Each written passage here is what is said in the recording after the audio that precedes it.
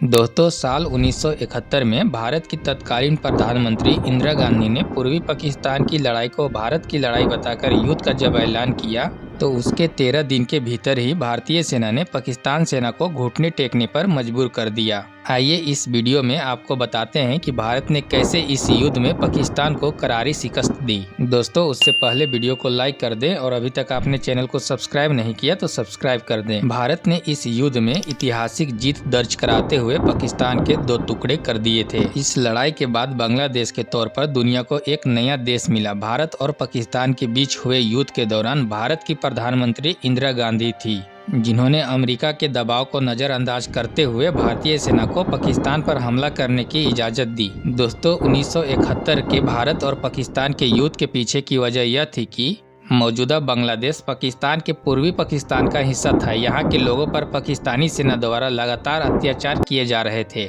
धर्म के आधार पर 1947 में पाकिस्तान का निर्माण हुआ था। साल 1970 में पाकिस्तान में हुए आम चुनाव में शेख मुजीबुर रहमान की पार्टी अवामी लीग को पूर्वी पाकिस्तान में सबसे ज्यादा सीटें मिली। ऐसे में अवामी दल को प्रधानमंत्री बनने के चांस बहुत अधिक थे।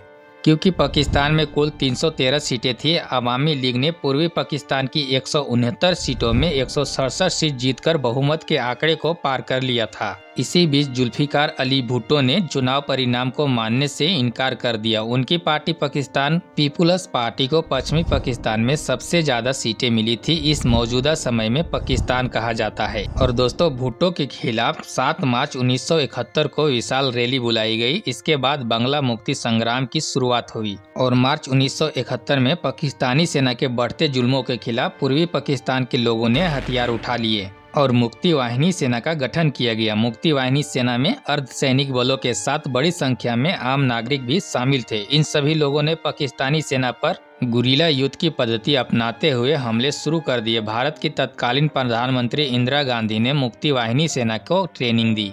इससे पाकिस्तान की सरकार जल उठी। हालांकि पाकिस्तान ने नवंबर 1971 तक हमला नहीं किया, लेकिन 3 दिसंबर 1971 को पाकिस्तानी सेना ने भारत के खिलाफ युद्ध छेड़ दिया, जिसके बाद तत्कालीन प्रधानमंत्री इंदिरा गांधी ने पूर्वी पाकिस्तान की इस लड़ाई को भारत की पाकिस्तान के बीच का युद्ध घोषित कर दिया। दोस्तों, भारत ने बांग्लादेश की लड़ाई को अपनी लड़ाई इसलिए बताया क्योंकि पाकिस्तानी फौज लगातार पूर्वी पाकिस्तान के लोगों पर अत्याचार कर रही थी और इसके बाद वहां के हजारों लोग शरणार्थी के तौर पर भारत की सीमा में घुसने लगे। वहीं बांग्लादेश की तरफ से भारत से मदद की गुहार लगाई गई।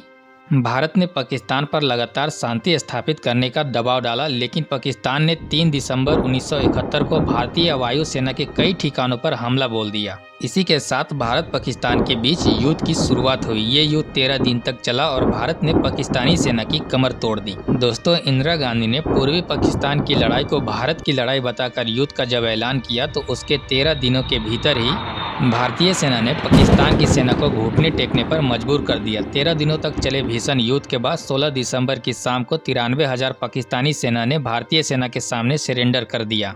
पाकिस्तान के लेफ्टिनेंट जनरल नियाजी ने भारत के लेफ्टिनेंट जनरल जगजीत सिंह अरोड़ा के सामने सरेंडर के दस्तावेज पर हस्ताक्षर कर दिए। इसके साथ ही बांग्लादेश के तौर पर एक नया राष्ट्र का जन्म हुआ। 1947 में भारत से अलग होकर पाकिस्तान बना था। इसके 24 साल बाद पाकिस्तान साल 1971 में 2 देशों में टूट गया। दोस्तों, 16 दिसंबर 1971 को एक नए राष्ट्र बांग्लादेश का जन्म हुआ। भारतीय सेना की मदद से मुक्ति वाहिनी ने पूर्वी पाकिस्तान को एक आजाद मुल्क बना लिया। भारतीय सेना की बहादुरी और शौर्य के सामने ही महज 13 दिनों के भीतर ही पाकिस्तान ने घुटने टेक दिए।